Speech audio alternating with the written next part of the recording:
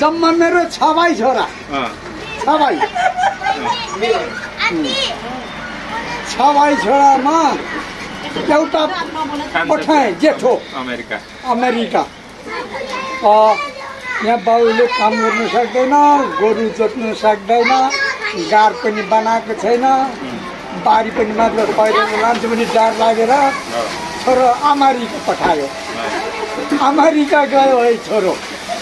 अनि यताउति ऋणपान गरेर अमेरिका पठायो अनि अमेरिकामा छोरो पानी जहाज कुदाउने भयो जहाज ड्राइभर भयो अनि म चाहिँ हावा खाँदै चौराठे चैत वैशाखको महिनामा हावा चल्छ पत्ता केही हरियो परियो पनि छैन घरभित्र पसेको साह्रो गर्मी लाग्यो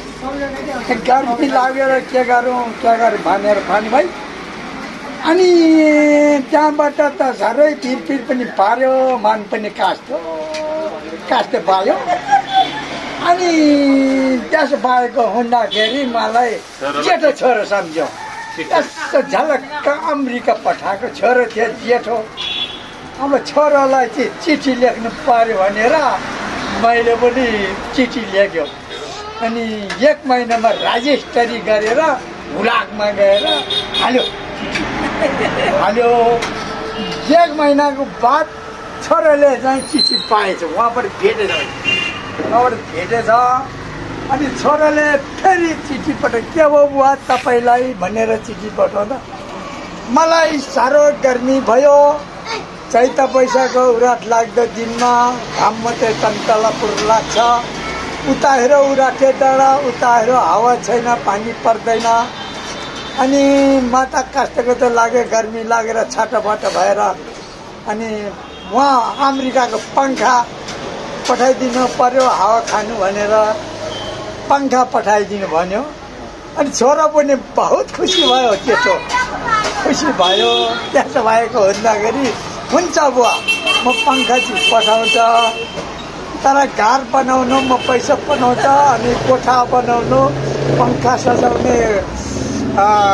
कोठा राम्रो बनाउनु पलङहरू दराज राख्ने राम्रो फाइटर कोठा बनाउनु भनेर भन्यो पैसा पनि जम्मा ठ्याक्कै 100 पठाइदियो 100 डम्मै पठाइदियो हजुर अनि मैले उँभोलाई चाहिँ माथिलाई चाहिँ किना किन्नु भनेको थियो मैले 100 छँदैछ भनेर मैले पनि खर किनेँ मुठा खर पराल किनेर अनि परालको खरको बनायो राम्रो बनायो किनभने शीतल भनेर बनायो अनि बनाएपछि कोठा पनि सजायो राम्रो बनायो फोटोहरू ल्याएर टाँस्यो कागज टाँस्यो त्यहाँबाट यताउति झ्याल पनि पासको बनायो राम्रो बनायो अनि घर पनि यसो उगाएर हेर्दा तारा देख्ने बनायो तारा मण्डल ठुलो बनायो घर तारा देख्ने क्या उठाउनु पर्ने सुत्दाखेरि तारा देख्ने सँगै घर बनायो अनि छोरालाई भन्यो ल घर त बनाइसक्यो राम्रो कोठा बनायो अनि अब पङ्खा पठाइदिनु पर्यो छोरा अमेरिकाको भनेर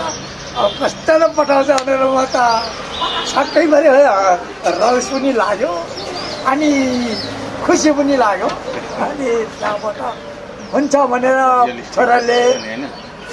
चिठीको पाससँगै पङ्खा पनि पठाइदियो है पासको अमेरिकाबाट पासको पठाइदियो अनि पङ्खा त ल्यायो हातले हल्लाउने ल्यायो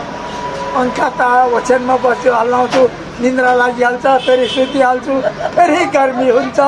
फेरि उठ्छु पङ्खा हल्लाउँछु अनि दिक्कै भयो पङ्खा हल्लाउँदा निन्द्रा पनि लाग्दैन भोलिपल्ट उठेर चिठी लेख्यो छोरालाई अब पङ्खा त पठायो छोरा खालि हातले हल्लाउँदा हातै दुख्यो भनेर पठायो मैले पङ्खा अनि भनेको